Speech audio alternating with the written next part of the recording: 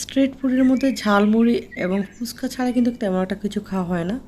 তো আমার ছেলে খুবই বায়না করেছে চিংড়ি ফ্রাই খাবে। তো এই চিংড়িটা আসলে রাস্তায় যে স্ট্রিট ফুডগুলো সেল করে এগুলো কিন্তু একদমই স্বাস্থ্যসম্মত হয় না। আর এগুলো কিন্তু সচরাচর যে চিংড়ির যে মাথাগুলো সেগুলো সেল হয়।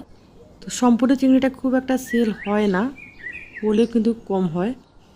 তো যে মামাটা সেল করছিল তার কাছ থেকে কিছু একটা আইডিয়া নিয়েছে, তার থেকে আইডিয়া থেকেও আমি কিন্তু খুবই ভালোভাবে করেছি। আর এটা যেমন লোভনীয় হয়েছে দেখতে আর খেতে কিন্তু দুর্দান্ত টেস্টি হয়েছে।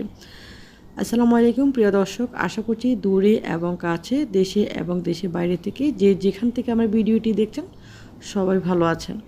তো এখানে আমি কিছু পরিমাণ চিংড়ি নিয়ে নিয়েছি আর এখানে দিয়ে দিয়েছি একটা ডিম, দিয়ে দিয়েছি স্বাদ মতো লবণ, দিয়ে দিয়েছি হলুদ, হাফ টি স্পুনের মতো হলুদ আর হাফ টি স্পুন মতো মরিচ। এখন এগুলোকে ভালো করে মিক্সড করে নিব। এই চিংড়িটা যদি ঠিক এভাবে করে বানান এটা এতটা টেস্টি হবে, এতটা টেস্টি হবে জাস্ট আপনি এক বসাতে অনেকগুলো চিংড়ি খেয়ে ফেলতে পারবেন। তারপর এখানে আমি দিয়ে দিয়েছি কিছুটা পরিমাণ বেসন, এখানে দিয়ে দিয়েছি সামান্য একটু ময়দা, সাথে সামান্য একটু চালের গুঁড়ো দিয়েছি, কারণ চালের গুঁড়োটা যদি ইউজ করা হয় তাহলে কিন্তু যে কোনো ফ্রাইতে কিন্তু ফ্রাইটা কিন্তু একটু ক্রিস্পি ক্রিস্পি হয়, খেতে কিন্তু ভীষণ ভালো লাগে। আর বাচ্চারা কিন্তু ক্রিস্পি জিনিস খুবই পছন্দ করে। তো এখন এগুলোকে আমি ভালো করে মিক্সড করে নিব। এখন এটাকে ভালো করে আমি মিক্সড করে নিয়েছি। আর এই ব্যাটারটার থিকনেসটা ঠিক এরকমটা হবে, একদম ঘনও না আবার পাতলাও না, ঠিক এরকমটা হবে। এখন আমি চিংড়ির মধ্যে এটাকে ভালো করে মিক্সড করে নিব। আপনারা চাইলে বিকেলের নাস্তা হিসেবে এটা কিন্তু ট্রাই করতে পারেন, অথবা বাচ্চাদের জন্য কিন্তু এটা ট্রাই করে দিতে পারেন, বাচ্চাদের টিফিন হিসেবে অথবা বিকেলের নাস্তা হিসেবে এটাকে খুব সুন্দরভাবে অনায়াসে বাচ্চাদেরকে এটা দিতে পারেন। বাচ্চারা কিন্তু এটা খুব মজা করে খেয়ে নেবে। এখন আমি এখানে দিয়ে দিয়েছি সামান্য একটু রসুন পেস্ট আর সামান্য একটু আদা পেস্ট দিয়ে এটাকে আবার একটু ভালো করে মিক্সড করে নিব, যাতে আদা রসুনের মিশ্রণটা খুব সুন্দরভাবে এই চিংড়ির মধ্যে ঢুকে। এতে করে চিংড়ি থেকে খুব সুন্দর একটা ফ্লেভার আসবে আর এই চিংড়িটা খেতে কিন্তু ভীষণ ভালো লাগবে। এখন আমি একটা ফ্রাই প্যান বসিয়ে দিলাম, ফ্রাই প্যানের মধ্যে দিয়ে দিলাম পরিমাণ মতো তেল। তেলটা যখন একটু গরম হয়ে আসবে তখন এই মিশ্রণটাকে চিংড়ির উপরে ভালো করে লাগিয়ে দিতে হবে, ঠিক এরকমটা করে ভালো করে লাগিয়ে দিতে হবে। আর এই মিশ্রণটা কিন্তু বেশি মোটা করা যাবে না, কারণ যদি বেশি মোটা করেন তাহলে কিন্তু বেসনের এই লেয়ারটাও কিন্তু বেশি মোটা হয়ে যাবে। এতে করে এই উপরের যে লেয়ারটা এটা কিন্তু খেতে খুব একটা ভালো লাগবে না।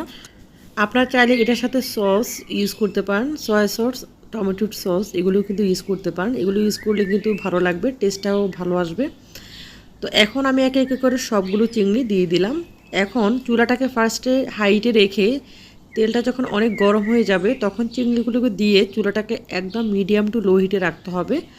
মিডিয়াম টু লো হিটে রেখে এটাকে ভাজতে হবে, কারণ এটাকে যদি হাই হিটে ভাজা হয় তাহলে কিন্তু এটার উপরটা একদম তাড়াতাড়ি সিদ্ধ হয়ে যাবে আর ভিতরটা কিন্তু কাঁচা কাঁচা থাকবে।